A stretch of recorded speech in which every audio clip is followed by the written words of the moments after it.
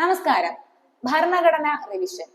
ലോകത്തിലെ ഏറ്റവും വലിയ ലിഖിത ഭരണഘടനയുള്ള രാജ്യമാണ് ഇന്ത്യ. ഒരു ഭരണഘടനയ്ക്ക് പ്രധാനമായും 5 ചുമതലകളാണ് ഉള്ളത്. അവ ഏതൊക്കെയാണെന്ന് നമുക്ക് നോക്കാം. ഒന്ന്, സമൂഹത്തിലെ ജനങ്ങൾക്കിടയിൽ ചുരുങ്ങിയ തോതിലെങ്കിലും ഏകോപനം ഉണ്ടാക്കുന്ന അടിസ്ഥാന നിയമങ്ങൾ പ്രദാനം ചെയ്യുക. എന്താണ്? സമൂഹത്തിലെ ജനങ്ങൾക്കിടയിൽ ചുരുങ്ങിയ തോതിലെങ്കിലും ഏകോപനം ഉണ്ടാക്കുന്ന അടിസ്ഥാന നിയമങ്ങൾ പ്രദാനം ചെയ്യുക. 2, ഒരു സമൂഹത്തിൽ തീരുമാനമെടുക്കാനുള്ള അധികാരം ആർക്കാണെന്ന് നിശ്ചയിക്കുക. എന്താണ്? ഒരു സമൂഹത്തിൽ തീരുമാനമെടുക്കാനുള്ള അധികാരം ആർക്കാണെന്ന് നിശ്ചയിക്കുക. മൂന്നാമത്തെ പോയിന്റ്, ഗവൺമെന്റിന്റെ അധികാരങ്ങൾക്ക് പരിധി നിർണയിക്കുക. എന്താണ്? ഗവൺമെന്റിന്റെ അധികാരങ്ങൾക്ക് പരിധി നിർണയിക്കുക. നാലാമത്തെ പോയിന്റ്, ഗവൺമെന്റിന്റെ ലക്ഷ്യങ്ങളും അഭിലാഷങ്ങളും സഫലീകരിക്കാൻ ഗവൺമെന്റിനെ പ്രാപ്തമാക്കുക. എന്താണ്? ഗവൺമെന്റിന്റെ ലക്ഷ്യങ്ങളും അഭിലാഷങ്ങളും സഫലീകരിക്കാൻ ഗവൺമെന്റിനെ പ്രാപ്തമാക്കുക. ലാസ്റ്റത്തെ പോയിന്റ്, ജനതയ്ക്ക് മൗലികമായൊരു സ്വത്വം പ്രദാനം ചെയ്യുക. എന്താണ്? ജനതയ്ക്ക് മൗലികമായൊരു സ്വത്വം പ്രദാനം ചെയ്യുക. ഈ 5 ചുമതലകളാണ് ഒരു ഭരണഘടനയ്ക്ക് പ്രധാനമായിട്ടും ഉള്ളത്. 1946 ക്യാബിനറ്റ് മിഷന്റെ ശുപാർശ പ്രകാരമാണ് ഭരണഘടനാ നിർമ്മാണ സഭ രൂപീകരിച്ചത്. അപ്പൊ നമുക്കറിയാം, ആ വർഷം മറക്കണ്ട, 1946 ക്യാബിനറ്റ് മിഷന്റെ നിർദ്ദേശം അനുസരിച്ചാണ് ഇന്ത്യയിൽ ഭരണഘടനാ നിർമ്മാണ സഭ രൂപീകരിക്കുന്നത്. ഈ ഭരണഘടനാ നിർമ്മാണ സഭയിലെ അംഗങ്ങളെ തിരഞ്ഞെടുത്തത് ആനുപാതിക പ്രാതിനിധ്യ വ്യവസ്ഥയിലെ ഏക കൈമാറ്റ വോട്ട് സമ്പ്രദായം അനുസരിച്ചാണ്. അപ്പോൾ ഏത് രീതിയിലാണ് ഭരണഘടനാ നിർമ്മാണ സഭയിലേക്കുള്ള അംഗങ്ങളെ തിരഞ്ഞെടുത്തത് എന്ന് ചോദിച്ചാൽ ആനുപാതിക പ്രാതിനിധ്യ വ്യവസ്ഥയിലെ ഏക കൈമാറ്റ വോട്ട് സമ്പ്രദായം അനുസരിച്ചാണ്. ഓരോ പ്രവിശ്യയിലെയും വോട്ടുകൾ മുസ്ലിങ്ങൾ, സിഖുകാർ, പൊതുവിഭാഗം എന്നിങ്ങനെ ജനസംഖ്യ ആനുപാതികമായി വീതിച്ചു നൽകി. എന്താണ്? ഓരോ പ്രവിശ്യയിലെയും സീറ്റുകൾ മുസ്ലിങ്ങൾ, സിഖുകാർ, പൊതുവിഭാഗം എന്നിങ്ങനെ ജനസംഖ്യ ആനുപാതികമായി വീതിച്ചു നൽകി. ഇനി ഇതിൽ തന്നെ 10 ലക്ഷം പേർക്ക് ഒരാൾ എന്ന അനുപാതത്തിലാണ് സീറ്റ് നൽകിയത്. 10 ലക്ഷം പേർക്ക് ഒരാൾ എന്ന അനുപാതത്തിലാണ് സീറ്റ് നൽകിയിരുന്നത്. എന്നാൽ നാട്ടുരാജ്യങ്ങളിൽ നിന്നുള്ള പ്രതിനിധികളെ തിരഞ്ഞെടുത്തിരുന്നത് കൂടിയാലോചനയിലൂടെയാണ്. അത് ശ്രദ്ധിച്ചോളണം. നാട്ടുരാജ്യങ്ങളിൽ നിന്നുള്ള പ്രതിനിധികളെ തിരഞ്ഞെടുത്തത് കൂടിയാലോചനയിലൂടെയാണ്. ഇങ്ങനെ എന്ത് ചെയ്തു? 1946 ജൂലൈയിൽ ഭരണഘടനാ നിർമ്മാണ സഭയിലേക്കുള്ള തെരഞ്ഞെടുപ്പ് നടന്നു. എന്നാണ്? 1946 ജൂലൈയിൽ ഭരണഘടനാ നിർമ്മാണ സഭയിലേക്കുള്ള തിരഞ്ഞെടുപ്പ് നടന്നു.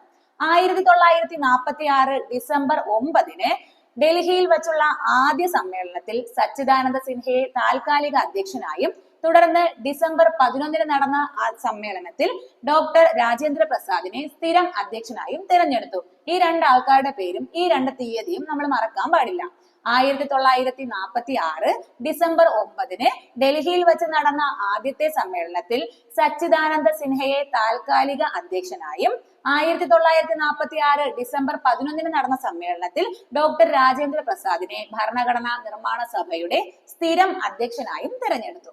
ബ്രിട്ടീഷ് ഇന്ത്യൻ പ്രവിശ്യയിൽ നിന്നും 292 പേരും നാട്ടുരാജ്യങ്ങളിൽ നിന്നും 93 പേരും ചേർത്ത് ആകെ മൊത്തം 385 പേരാണ് ഉണ്ടായിരുന്നത്. അപ്പോ ബ്രിട്ടീഷ് ഇന്ത്യൻ പ്രവിശ്യയിൽ നിന്നും 292 പേരും നാട്ടുരാജ്യങ്ങളിൽ നിന്നും 93 പേരും, അപ്പൊ ആകെ മൊത്തം എത്രയായി? 385 പേരാണ് ഈ ഭരണഘടനാ നിർമ്മാണ സഭയിൽ ഉണ്ടായിരുന്നത്. എന്നാൽ 1947 ജൂൺ 3 പ്ലാൻ അത് എല്ലാവർക്കും അറിയായിരിക്കും. അപ്പോ ഈ 1947 ജൂൺ 3 പദ്ധതി പ്രകാരം എന്ത് ചെയ്തു?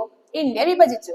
അപ്പോ ഈ ഇങ്ങനെ ജൂൺ 3 പദ്ധതി പ്രകാരം ഇന്ത്യ വിഭജിച്ചതിന്റെ ഫലമായി ഈ അംഗസംഖ്യ 385 നിന്നും 299 ആയിട്ട് കുറഞ്ഞു. അപ്പോ ജൂൺ 3 പദ്ധതി പ്രകാരം ഇന്ത്യ വിഭജനം നടക്കുന്നു.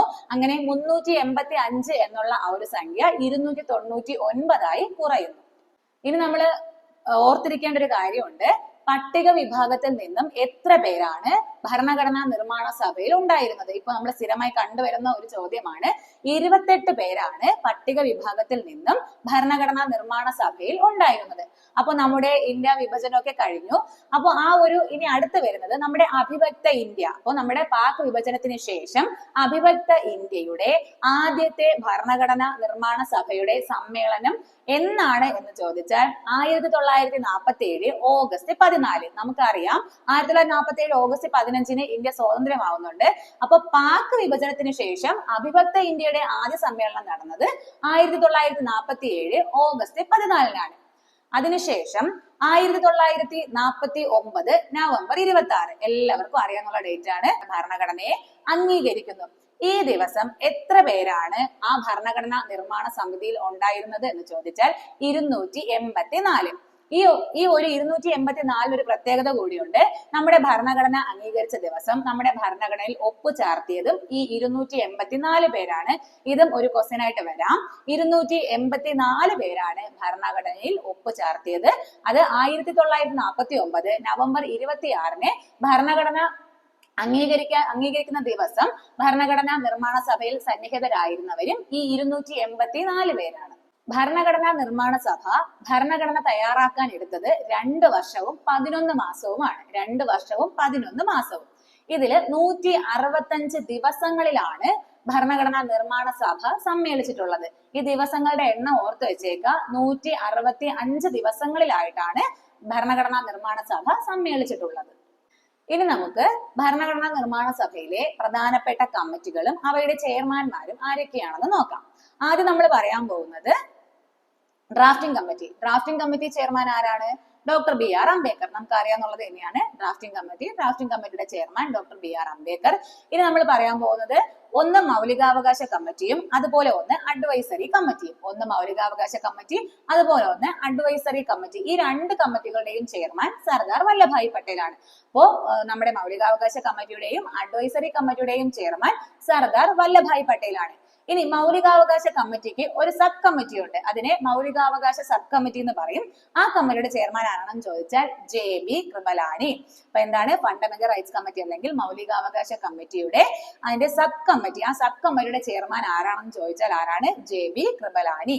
അതുപോലെ minority sub committee. Minority sub കമ്മിറ്റിയുടെ chairman HC Mukherjee. Minority sub കമ്മിറ്റിയുടെ ചെയർമാൻ ആരാണ്? HC മുഖർജി. ഇനി നമ്മൾ പറയുന്നത് ഡോക്ടർ രാജേന്ദ്ര പ്രസാദിനെ കുറിച്ചാണ്. അദ്ദേഹം 4 കമ്മിറ്റികളിൽ ചെയർമാൻ ആയിരുന്നു. അപ്പൊ നമ്മളൊരു കാറിന്റെ കഥ വെച്ച് നമുക്കത് ഓർക്കാൻ പറ്റും. ഒരു കാർ ആവുമ്പോൾ അതിനൊരു സ്റ്റിയറിംഗ് ഉണ്ടായിരിക്കും. അപ്പോ സ്റ്റിയറിംഗ് കമ്മിറ്റി. കാറിൽ നമ്മൾ ഫ്ലാഗ് വെക്കാറുണ്ട്. അപ്പോൾ ഫ്ലാഗ് കമ്മിറ്റി. അപ്പൊ 1 സ്റ്റിയറിംഗ് കമ്മിറ്റി, 2 ഫ്ലാഗ് കമ്മിറ്റി. അതുപോലെ കാർ ഓടണമെങ്കിൽ നമുക്ക് അറിയാം റൂൾസും പ്രൊസീജിയേഴ്സ് ഒക്കെ ഉണ്ട്. അപ്പോ റൂൾസ് ആൻഡ് പ്രൊസീജിയർ കമ്മിറ്റി. ആ കാറിൽ രാജേന്ദ്ര പ്രസാദിന്റെ കാറല്ലേ, അപ്പൊ അതിനകത്ത് സ്റ്റാഫ് ഒക്കെ ഉണ്ടായിരിക്കുമല്ലോ. അപ്പോ സ്റ്റാഫ് ആൻഡ് ഫിനാൻസ് കമ്മിറ്റി. ഇങ്ങനെ 4 കമ്മിറ്റികളിലാണ് ഡോക്ടർ രാജേന്ദ്ര പ്രസാദ് ചെയർമാൻ ആയിരുന്നത്. അപ്പൊ ഒന്ന് ഏതാണ്? സ്റ്റിയറിംഗ് കമ്മിറ്റി, ഫ്ലാഗ് കമ്മിറ്റി, അതുപോലെ rules and procedure committee, staff and finance committee. അപ്പൊ നമ്മുടെ ഈ കാറിന് മുന്നിൽ ഒരാൾ വന്ന് ചാടിയ എന്ത് ചെയ്യും? നല്ല തെറി കിട്ടും അല്ലെ? അപ്പൊ അത് വെച്ചിട്ട് എങ്ങനെയായിരിക്കും തെറി കിട്ടുന്നത്? നല്ല ഭാഷയിലല്ലേ തെറി കിട്ടുന്നത്? അപ്പോ ഭാഷാ കമ്മിറ്റി മൂർത്തി സത്യനാരായണ. അപ്പോ ഭാഷാ കമ്മിറ്റി മൂർത്തി സത്യനാരായണ. ഇനി ഈ കാറും കൊണ്ട് നമ്മൾ നേരെ എങ്ങോട്ട് പോകും? നമ്മുടെ വീട്ടിലേക്ക് പോകും അല്ലേ? അപ്പോ house committee Pattabhi Sitaramayya. House committee Pattabhi Sitaramayya. Okay, അടുത്തതായിട്ട് നാട്ടുരാജ്യങ്ങളുടെ സംയോജനത്തിന് ചുക്കാൻ പിടിച്ച ആളാണ് സർദാർ വല്ലഭായ് പട്ടേൽ. നമുക്ക് എല്ലാവർക്കും അറിയാം. അപ്പോ ഈ സർദാർ വല്ലഭായ് പട്ടേലിനെ ഓർക്കുമ്പോൾ നമുക്ക് അടുത്ത കമ്മിറ്റി ഏതാണെന്നുള്ളത് കിട്ടും. Provincial constitutional committee. അപ്പോ പ്രൊവിൻഷ്യൽ കോൺസ്റ്റിറ്റ്യൂഷണൽ കമ്മിറ്റിയുടെ ചെയർമാൻ ആരായിരുന്നു? സർദാർ വല്ലഭായ് പട്ടേൽ. അടുത്തതായിട്ട് നമ്മുടെ ഭരണഘടന എടുത്ത് നോക്കുമ്പോൾ അല്ലെങ്കിൽ ആ ഒരു സമയം ഓർമ്മ വരുമ്പോൾ നല്ല പവർ ആയിട്ട് നിന്ന ഒരു മനുഷ്യനെ നമ്മൾ ഓർക്കും. ആരാണ്? ജവഹർലാൽ നെഹ്റു. അപ്പൊ ഈ ജവഹർലാൽ നെഹ്റു അധ്യക്ഷനായിരുന്ന 3 കമ്മിറ്റികളാണ് ഉള്ളത്. ഒന്ന് union power committee, 2 union constitution committee, മൂന്നാമത്തത് സ്റ്റേറ്റ് കമ്മിറ്റി. ഏതൊക്കെയാണ്?